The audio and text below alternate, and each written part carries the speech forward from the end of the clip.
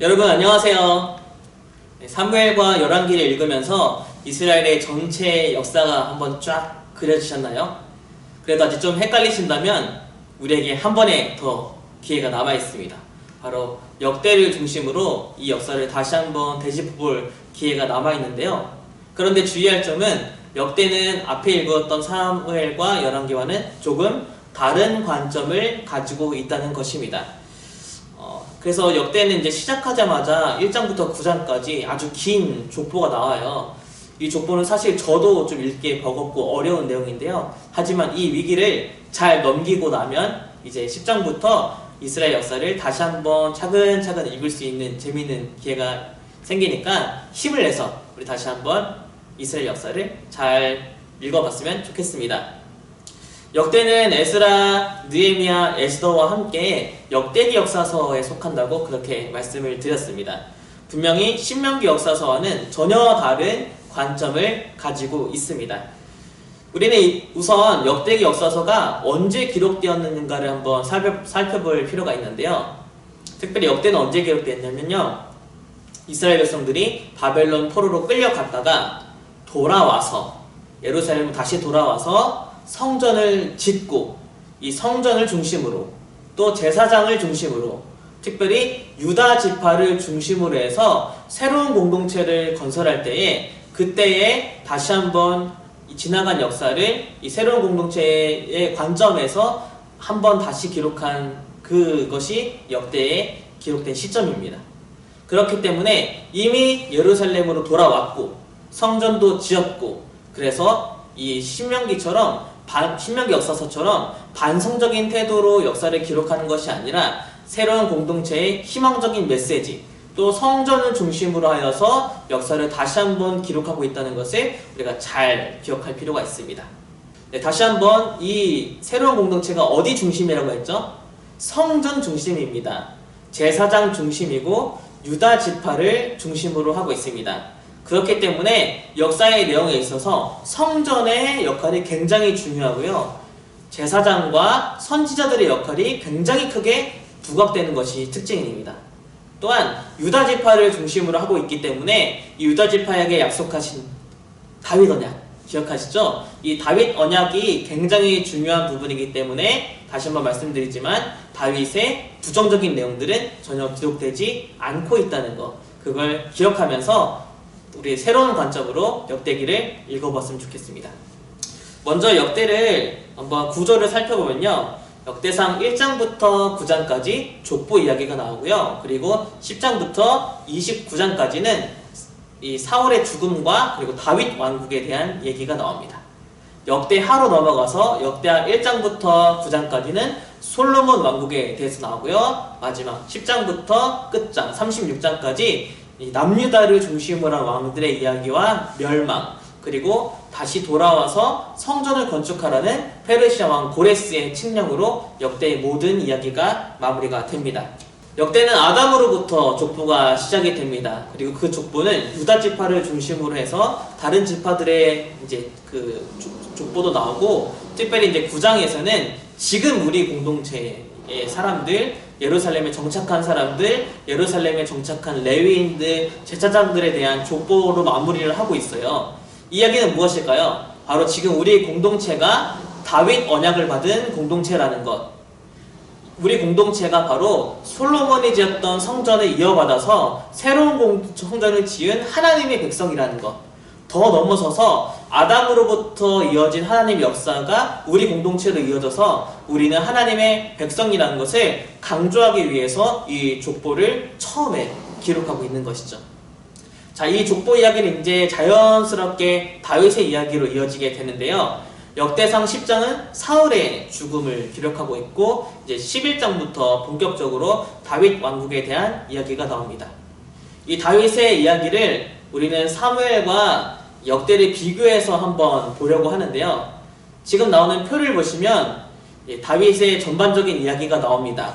윗부분에 해당되는 게 사무엘에 관련된 이야기고, 아랫부분에 나오는 것이 역대기에 이제 기록한 내용입니다. 순서대로 살펴보면 먼저는 다윗이 이스라엘 전체의 왕이 되는 내용이 나오고, 그 이후에 다윗이 언약궤를 예루살렘으로 옮겨오고 이것으로 인하여서 다윗의 언약을 받는 내용들이 나옵니다. 그 이후에 다윗의 전쟁 이야기가 나오고 특별히 사무엘하 11장부터는 밧세바를 범한 사건 그리고 그로 인한 다윗의 하락세에 대해서 기록을 하는데 바로 이제 다윗의 자손들의 범죄한 그리고 압살롬의 반역, 압살롬의 죽음과 여러 가지 반역들이 나오고 다윗의 인구조사로 인한 이제 전염병의 그런 결과들이 나오는 것이 마무리가 되는데 특별히 역대는 여기에 하나 더 붙여서 다윗이 성전 건축을 준비하는 내용이 기록되어 있습니다. 이것처럼 사무엘과 또 역대의 이 기록이 다르고 중요점이 다르게 되는데 사무엘에는 무려 11장부터 24장까지 14장에 걸쳐서 다윗의 잘못과 그로 인한 범죄, 그로 인한 결과들이 아주 상세히 기록되어 있는데 역대는 이 기록이 없습니다. 반대로 역대는 어디를 더 중요하게 생각하느냐, 다윗이 예루살렘으로 법궤를 이동하고 그것으로 인해서 다윗이 언약을 받는 내용, 그리고 마지막에 다윗이 성전을 건축하는 이 준비의 내용이 똑같이 14장에 걸쳐서 기록되어 있어요. 신명기에는 다윗의 잘못과 이로 인한 심판을 중요시 여기고 있고 반대로 역대는 다윗이 성전을 건축할 준비를 하는 것과 언약궤를 이동시켰다는 이 내용을 더 강조하고 있다는 것이죠. 21장에 보시면 이제 다윗이 인구조사로 인하여서 심판을 받게 되고 3일 동안 전염병이 돌아서 백성들 7만 명이 죽게 되는 내용이 나옵니다. 이때 다윗이 회개를 하고 이제 하나님의 말씀을 통하여서 오르난 타작마당에 이제 제단을 쌓게 되는데 이 제단을 쌓았을 때 바로 그곳이 성전터가 되는 내용으로 마무리가 됩니다. 하나님께 범죄했을 때 다윗이 회개하고 하나님이 용서해 주시고 이제 제단을 쌓을 때 그곳이 성전의 터가 되었다는 이 내용이 바로 이스라엘 전체의 역사의 내용과 마치 많이 닮아 있죠. 이것처럼 다윗의 인구조사에 이러한 실패와 범죄가 회개와 용서로 그리고 성전 건축으로 아주 자연스럽게 이어지면서 이제 22장부터 29장까지 아주 길게 성전 건축을 준비하는 다윗의 마음이 상세하게 기록되는 것으로 역대 상이 마무리가 됩니다.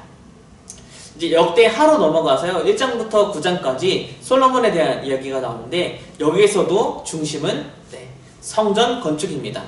2장부터 7장까지 아주 길게 솔로몬이 성전 건축을 준비하고 성전을 완성하여서 낙성식을 하고 또 기도하는 내용들이 기록이 되어 있습니다. 특별히 6장에 나오는 솔로몬의 기도를 우리가 중점적으로 볼 필요가 있는데요. 그 핵심 구절을 읽어보면 이렇습니다.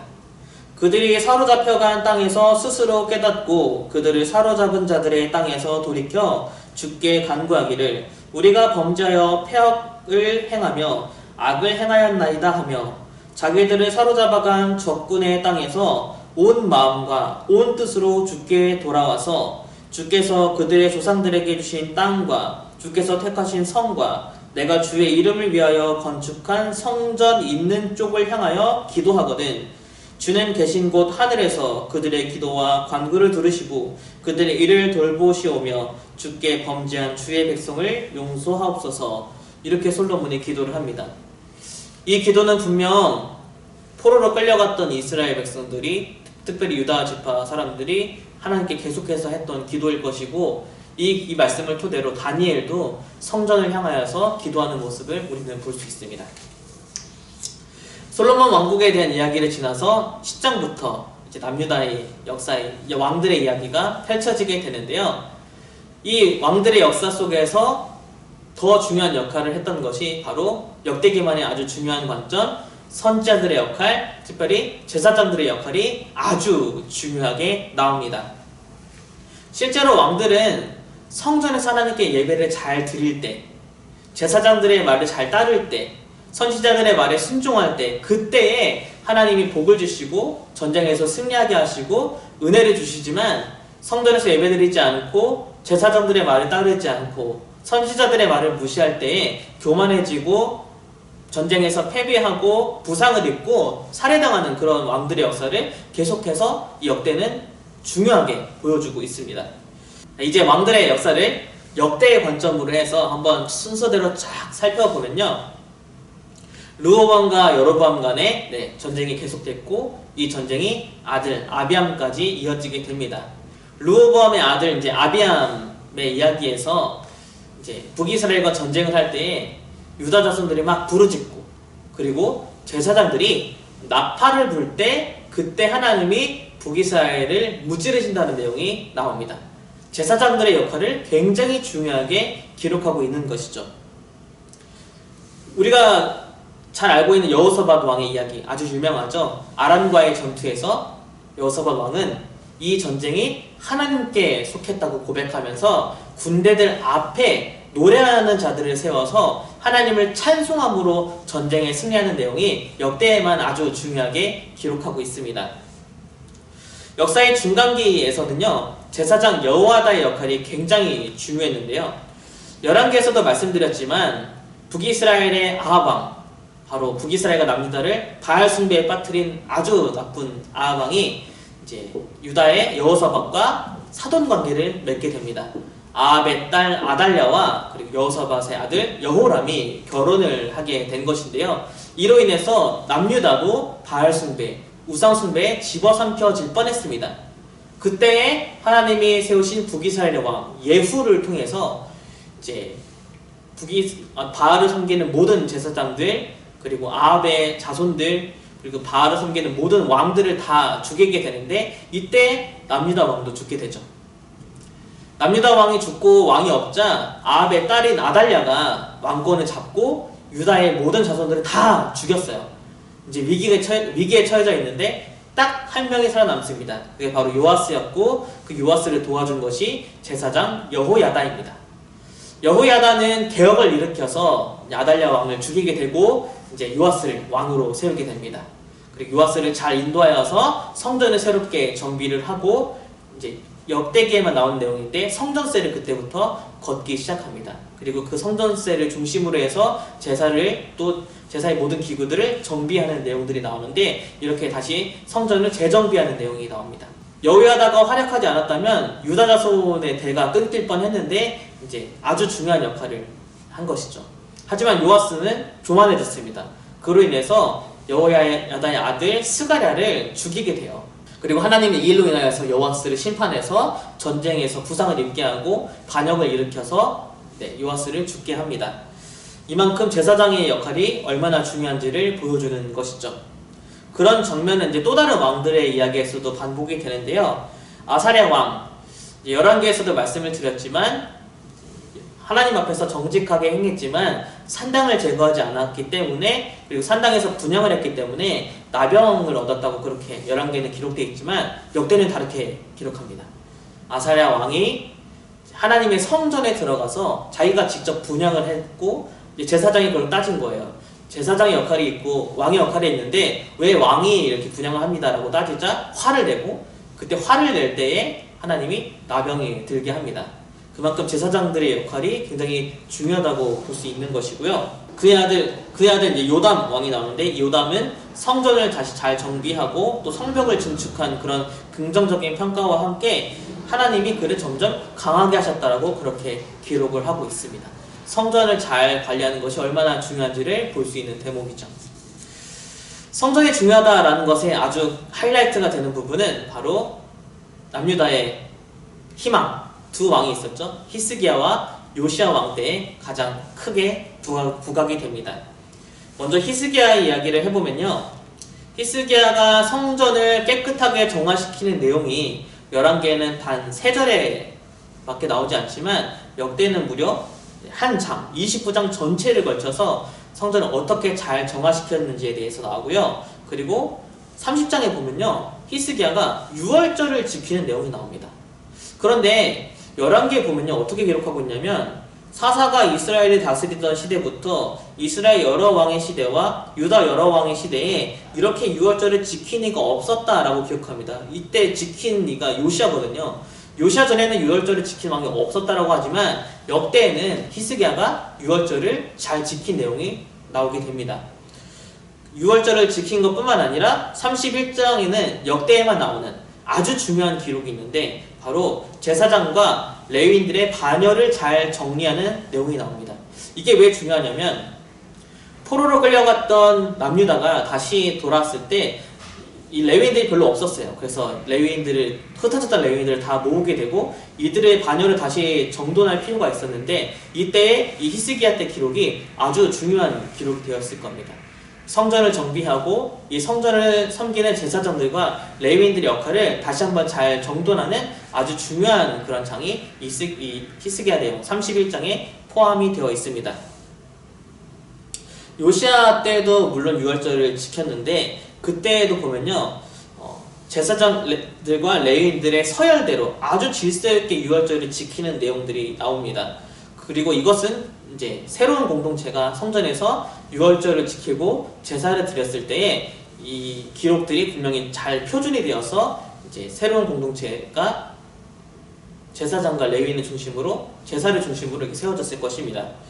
하지만 히스기야도 교만으로 인해서 병이 들었고 요시야도 교만으로 인해서 애국과의 전투에서 애국 왕에게 살해당했다는 그런 것이 역대 기록에는 포함이 되어 있습니다. 역사의 무게를 왕들이 아니라 제사장들 또 성전 중심으로 기록하고 있다는 것을 우리가 다시 한번 볼 수 있는 내용이죠.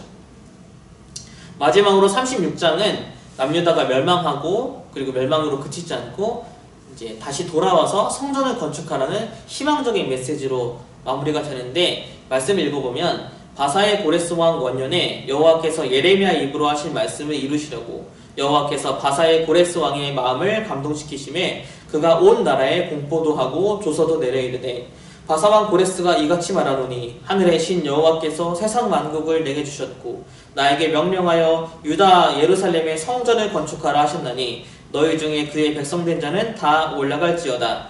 너희 하나님 여호와께서 함께 하시기를 원하노라 하였더라. 이렇게 역대는 이제 비록 남유다는 멸망했지만 다시 예루살렘으로 돌아와 성전을 건축하고 새로운 공동체를 시작하는 희망적인 메시지로 마무리하고 있습니다. 우리는 이렇게 이스라엘 역사를 새로운 관점을 통하여서 다시 한번 읽어보게 될 텐데요. 우리가 신명기 역사서를 읽을 때에는 인과응보, 하나님을 믿는다고 고백하지만 우리 삶의 모습에서 말씀을 순종하는 모습이 따라야 된다라는 것을 우리 강조해서 봤다면, 역대를 통해서는 다시 한번 우리의 예배, 하나님과의 관계를 다시 좀 깊이 돌아보는 그런 시간이 되었으면 좋겠습니다. 자, 이제 돌아온 공동체가 성전을 짓는 그리고 새로운 공동체를 만들어가는 새로운 에스라 느헤미야의 이야기를 우리 다음을 통해서 읽어보도록 하겠습니다. 자, 그럼 에스라 영상을 통해서 만나겠습니다.